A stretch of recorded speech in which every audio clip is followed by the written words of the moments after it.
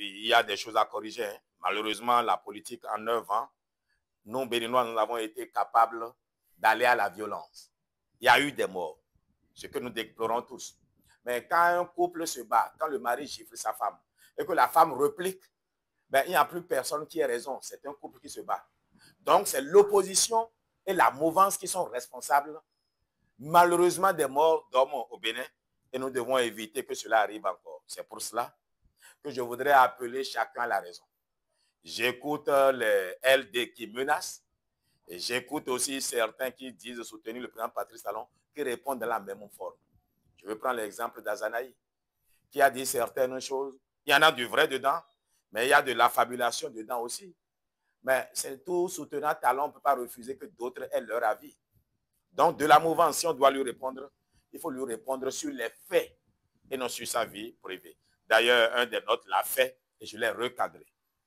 J'estime il y en a malheureusement de cette opposition aussi à qui je manque, qui sont mes anciens audios dont on coupe la date et on veut me faire passer pour celui qui s'attaque à Talon aujourd'hui. Ceci étant dit, Monsieur le Président, ça fait 6 mois que nous avons ramené votre trophée. 6 mois qu'on ne s'est pas vu.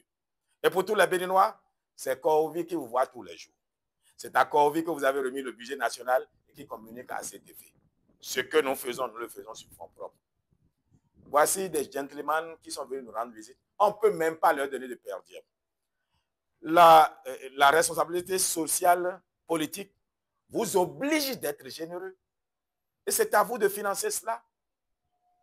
Vos ministres, on les appelle, ils ne décrochent jamais. On leur écrit, ils ne répondent pas. Monsieur le Président, nous pouvons être ministres aussi. Nous pouvons être ministres. Ce n'est pas bien. Vous prenez certaines décisions qui nous rendent impopulaires. Le cajou et son histoire de prix. Le soja. Nous avons empêché les paysans de vendre ailleurs. Ils ont des stocks et des stocks que Glodibé n'achète plus. On fait comment, Monsieur le Président? La loi sur les rois. Tout le monde est fâché contre nous. Mais ma foi, nous avons nos parents qui sont dans l'espace de la forêt classée. Ça fait 40 ans que certains y sont déjà. Parce qu'au moment où le Blanc disait que c'est une forêt classée, le Bénin avait seulement 3 millions de population. Nous sommes 14 millions aujourd'hui. On n'a plus d'espace vital pour laisser d'autres espaces pour dire que c'est de la forêt. On est en train de les chasser de là. On leur donne 3 hectares pour quelqu'un qui avait déjà 60 hectares. Il a 50 personnes qui doivent nourrir. Monsieur le Président, ils vivent comment? Alors, ce sont des faits. Nous ne sommes même pas capables d'être généreux envers nos clients politiques. Comment voulez-vous qu'on nous soutienne? Et puis, certaines sorties de communication, c'est votre droit. Mais nous, c'est notre métier. Si vous voulez donner des interviews, prenez-nous, faites-nous au moins l'honneur de nous associer pour qu'on vous dise, Président, vous ne devez pas dire ceci publiquement. Même si vous avez raison. Chers compatriotes, Bertin Corvi est mon nom. Vous me connaissez et je vous connais aussi. Depuis 1997, je me prépare à vous servir. J'ai dû étudier la psychologie de la communication pour mieux vous comprendre. Naturellement, ma formation de base, c'est la comptabilité, gestion et économie. Je suis économiste fondamentaliste aujourd'hui. J'ai été candidat en 2016. Sur 33 candidats, j'ai été 13e. Je vous propose de construire ensemble un pays où il fera bon vivre pour chacun et pour tous, pour peu qu'ils décident de travailler. Aujourd'hui, ce sont 2, au vu de nos tests, qui vont décider de qui est candidat ou qui ne l'est pas. Le premier, c'est le président Patrice Talon. Le second, c'est le président Yahya Boni. Je viens solliciter auprès du président Patrice Talon d'être parmi ses choix, qu'il étudie mon cas, mon profil. S'il trouve mieux que moi, qu'il le choisisse. Je vais soutenir ce mieux-là. Mais je veux au moins qu'il me teste afin de savoir si je ne suis peut-être pas le meilleur d'entre nous qu'il cherche. Parce que je crois humblement être le meilleur d'entre nous. Monsieur le Président Patrice Talon, si le Bénin m'échoue, ma priorité des priorités sera de rééchelonner nos dettes, de refinancer nos dettes. Je prendrai une dette à 4%, à 2%. Les dettes qui sont à 16 ans aujourd'hui, je vais les amener à 30 ans, à 25 ans au moins. Et cela permettra au budget de ne plus être asphyxié par le service de la dette. Monsieur le Président, vous avez eu le génie de créer l'industrialisation.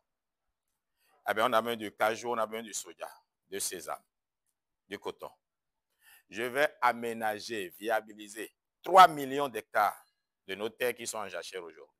1 million seront dédiés au cajou, qui est notre produit phare aujourd'hui. 1 million seront dédiés aux cultures vivrières, parce qu'il faut qu'on mange. Et le maïs, le sorgho, l'igname, et j'en oublie. Et 1 million seront divisés en deux. 500 000 pour le riz. Nous allons manger une partie et envoyer le reste au Nigeria. Et l'autre partie sera dédiée au soja.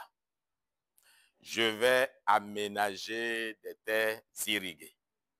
La vallée de l'Ouémé, 70 000 hectares de terres agricoles seront irrigués. Monsieur le Président, je vais lancer le projet Dogobis, que vous avez le génie d'améliorer. Ce sera un projet phare. Chers Africains, chers compatriotes, Bertin Kouovi est mon nom, je suis économiste fondamentaliste. L'Asie n'a pas le potentiel agricole ni le potentiel en ressources minières, en ressources naturelles de l'Afrique. L'Afrique a un très grand potentiel. L'Afrique est très riche en matières premières agricoles, en potentiel agricole, en soleil, en terre, en mines, etc. Mais l'Afrique est pauvre. L'Asie n'a pas tout ceci, mais l'Asie a pris la peine d'installer des usines de transformation. Et l'Asie est très riche aujourd'hui. Donc, c'est la transformation qui crée la richesse. Il ne suffit pas d'avoir la matière première. Il faut pouvoir la transformer. Il faut la transformer. Quand vous prenez 1 kilo de café brut, ça ne vaut même pas le prix d'une tasse de café, la tasse qui ne fait même pas le kilo divisé par 100. C'est ça la réalité. Le Bénin a donc compris cela, a décidé de transformer son cajou, son soja, son sésame, son coton, etc. Je vais parler aux collecteurs et aux commerçants qui sont dans le cajou, dans le soja. Cette année, c'est vous qui avez gagné. Mais l'année prochaine, en ma qualité d'économiste, je mettrai à la disposition de l'État des propositions. Et de ce point de vue, je m'en vais voir le ministre de l'Agriculture ce matin 9 avril 2025 pour lui proposer le schéma. Et il faut, et je vous le dis tout de suite, nous allons cartographier, enregistrer chaque producteur. On le connaîtra. Dans chaque village, le délégué, le maire, doit connaître qui sont producteurs de cajou chez lui. On mettra de groupement villageois qui va collecter. Si on vient chez un paysan et on n'a pas son cajou, ben il va devoir s'expliquer parce qu'il n'aime pas sa commune.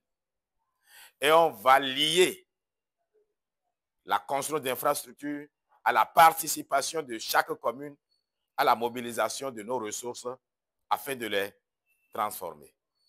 Naturellement, on mettra un meilleur prix que ce que les agriculteurs ont aujourd'hui. Et c'est l'État qui va livrer une partie aux usines. Voilà ce qu'on va faire.